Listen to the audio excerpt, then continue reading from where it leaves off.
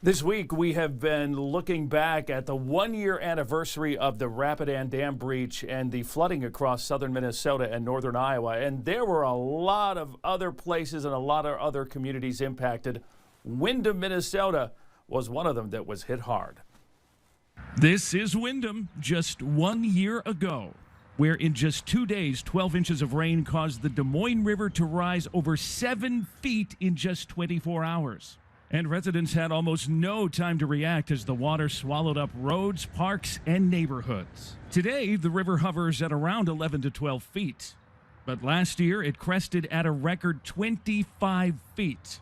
More than 90% of the homes in Windom reported some sort of damage, ranging from an inch of water in basements to over 5 feet. In the midst of the chaos, Hillary Mathis rallied the community and brought them together. She is now the mayor of Windom. You know, I think most of the people are recovered. I did reach out to some community members that had it the worst. They're on 16th Street by the Catholic Church, Perkins Creek. There was one family there who just wrapped up the majority of their work in December, and they just got an appeal from FEMA, so that's good because they had a lot of damage. Over the past year, folks in Windom have worked to rebuild and to plan for next time. And a big part of that plan is a new flood barrier in Island Park. One of the things was to put a berm through Island Park that would keep a lot of the water in the park, but also away from some of the neighborhoods on the south part of town, away from the highway. So what initially the plan was, we had several options. One of them would start a berm about to the Highway 7160 right-of-way, run right straight through this park between where we're standing and the pool, and it would run right to the dog park, in the middle of the dog park, over to that shelter, brown shelter, and then turn to the right. So that would keep the water on this side and keep the water away from going into, like I said, the southern neighborhoods, into the business district, and into, some of onto the highway. One of the most visible casualties of last summer's flooding is the Windom City Pool. And it's not going to be open anytime soon. No pool in town,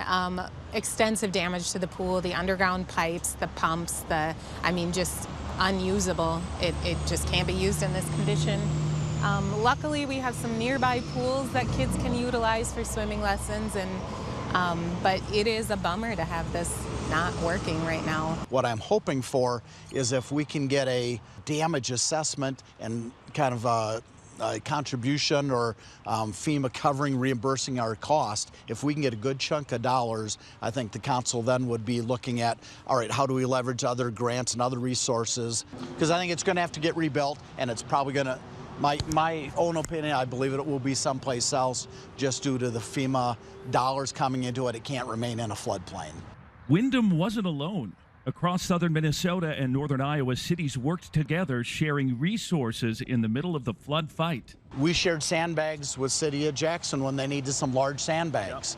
Yep. We shared some intel we had as we started using seed corn bags for the big sandbags. Cities that were not impacted by flooding were there to help as well.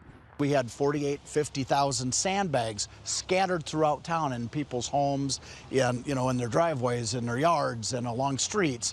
And how do you pick all that up? Worthington, the city of Redwood Falls, the city of Marshall, city of Mountain Lake, they showed up with crews and helped us pick up sandbags. And we started 8 o'clock in the morning. By 2, we were done. Wow. This would have been a awesome. multi-week effort. For Windom, the flood was devastating, but it also revealed the strength of preparation, teamwork, and community. That's what I learned through this was this community is resilient and compassionate and helpful. We had over 1,000 volunteers. I would say I tried to get a good number of them, but my best guess is about 1,000 volunteers helping us fill 48,000 sandbags over a period of about 4 days. So it was incredible. Windom is an incredible place, and it still makes me sad every time I drive through town and see that empty pool there. But they're working on it, and by golly, I bet you they're going to get that done real soon.